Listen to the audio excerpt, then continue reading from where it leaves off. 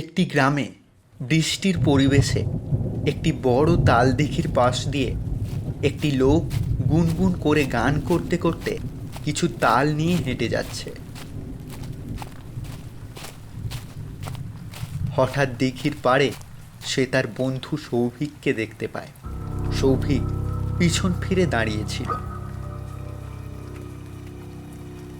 কিরে সৌভিক, তাল কুড়োনো হয়েছে? সৌভিক কোনো উত্তর দিচ্ছিল না। দু তিনবার লোকটি জিজ্ঞেস করতে থাকে, কিরে সৌভিক? কারণ সৌভিক ঠায় পিছন ফিরে দাঁড়িয়েছিল কোনো উত্তর না দিয়ে। হঠাৎ সৌভিক মুখ দিয়ে ভুতুড়ে আওয়াজ করতে করতে পিছন ফিরে তাকাল।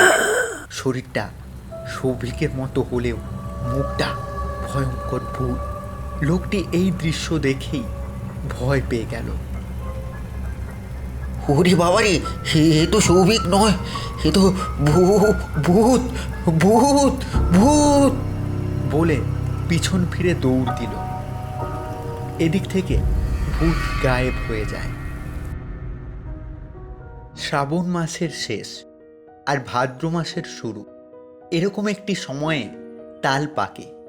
তাল অনেকের কাছেই একটি লোভনীয় ফল।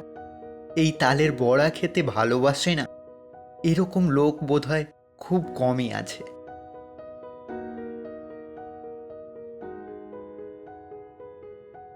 আমরা যারা শহরাঞ্চলে থাকি তারা তাল খুব কমই দেখতে পাই। শহরে আর তাল গাছ নেই বললেই চলে। গ্রাম থেকে যদি কোনো বিক্রেতা তাল নিয়ে শহরের বাজারে আসে তাহলে সেই তালগুলো নিয়ে কাড়াকাড়ি লেগে যায়, কে আগে কিনবে সেই নিয়ে।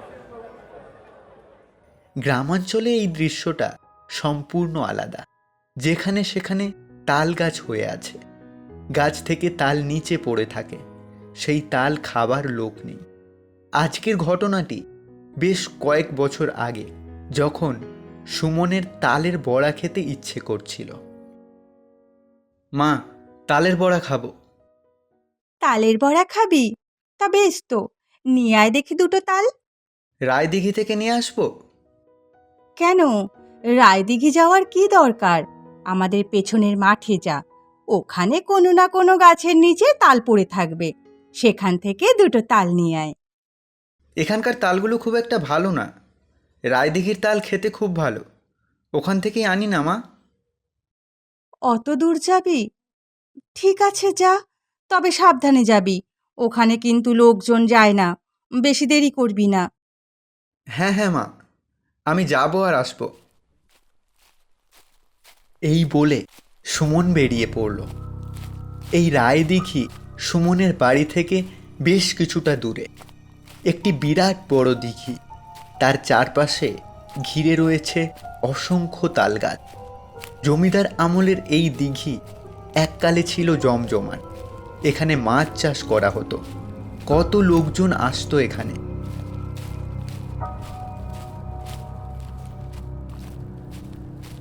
লোকরাও আসতো দল বেঁধে স্নান করতে, ছোটরাও আসতো দল বেঁধে স্নান করতে। এখন সেসব অতীত। জমিদারি আমল চলে যাওয়ার পর থেকে এখানে লোকজনের আসা যাওয়া বন্ধ হয়ে গেছে। এই রায়দিঘির তালগুলো যেমন আকারে বড়, তেমন খেতেও সুস্বাদু। এই তালের সাথে অন্য কোনো তালের তুলনাই হয় না। ছোটবেলায় কত আসতাম এখানে তাল কুড়োতে, এখন আর আসাই হয় না। হওয়ার সময় আবার বৃষ্টি নেমে গেল। তবে আজ আর বৃষ্টি থেকে বাঁচার জন্য কোথাও দাঁড়াবো না। মায়ের কাছে একটু বকুনি খাবো ঠিকই, কিন্তু এরকম একটি পরিবেশে এসে বৃষ্টিতে ভেজার অনুভূতি অন্যরকম। এই সুযোগ হাতছাড়া করা যাবে না। এই জায়গাটা একেবারেই জনশূন্য। দিঘি, তার পাশে ফাঁকা জমি আর লাইন দিয়ে গাছের সারি। মানুষজনের কোনো দেখা পাওয়া যায় না। এই জায়গাটায় এক শান্ত পৃথিবী আর নিস্তব্ধতা। কোনো কোলাহল নেই, যানবাহনের আওয়াজ নেই, শুধু আছে বাতাস আর তাল দিঘিতে জলের ঝিরিঝিরি আওয়াজ, আর রয়েছে পশু পাখির ডাকের আওয়াজ, তার সাথে ঝিঁঝি পোকার একটানা শব্দ। এরকম একটি পরিবেশে একা দাঁড়িয়ে রয়েছে সুমন। এখন বেশ ভয় করছে। এখানের প্রতিটা আওয়াজে শরীর কেমন যেন শিউরে উঠছে। সুমন বেশ কিছুক্ষণ দাঁড়ানোর পর দেখতে পেল দূরে কেউ যেন এখন দাঁড়িয়ে আছে পিছন ফিরে। সেই দিকেই সুমন এক দৃষ্টিতে তাকিয়ে আছে। হঠাৎ করেই জলে একটা শব্দ হতেই সুমনের নজর জলের দিকে গেল। সুমনের মনে হলো উপর থেকে কি যেন একটা পড়ল। সেদিক থেকে আবার লোকটার দিকে তাকাতেই দেখল লোকটা আর সেখানে নেই। যা, লোকটা কোথায় গেল? আশ্চর্য ব্যাপার তো, এই জায়গাটা কেমন যেন আর সুবিধে ঠেকছে না। এই জায়গায় বেশিক্ষণ থাকা আর বুদ্ধিমানের কাজ নয়। তাল কুড়িয়ে তাড়াতাড়ি বাড়ির দিকে রওনা দিতে হবে। এমন সময় সুমনের নজর গেল তাল গাছের দিকে।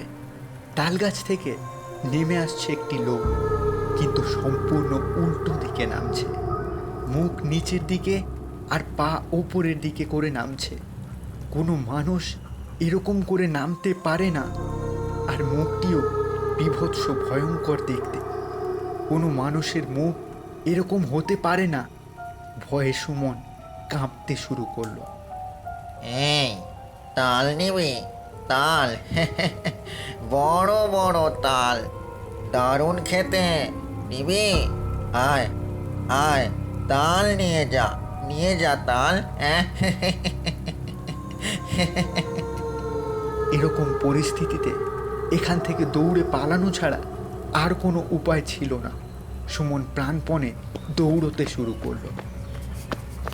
বেশ কিছুক্ষণ দৌড়ানোর পর ভয়ে ক্লান্তিতে হাঁপাতে হাঁপাতে একটা তীব্র চিৎকার করে সুমন রাস্তাতে অজ্ঞান হয়ে পড়ে যায়।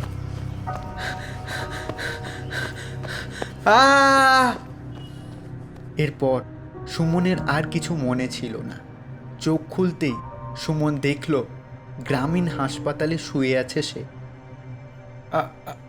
আমাকে আমাকে এখানে কে নিয়ে এলো? আমি এখানে কি করে এলাম? কিছু লোক তোমাকে রাস্তায় পড়ে থাকতে দেখে এখানে নিয়ে এসেছে। সুমন এতটাই ভয় পেয়ে গিয়েছিল যে টানা 7 দিন তার শরীর থেকে জ্বর কমেনি। এই ঘটনা শোনার পর থেকে শুধু সুমন কেন, কোনো মানুষই আর রায়দিঘির পাড়ে তাল কুড়োতে যাওয়া তো দূর, তার আশেপাশেও ঘেঁষে না।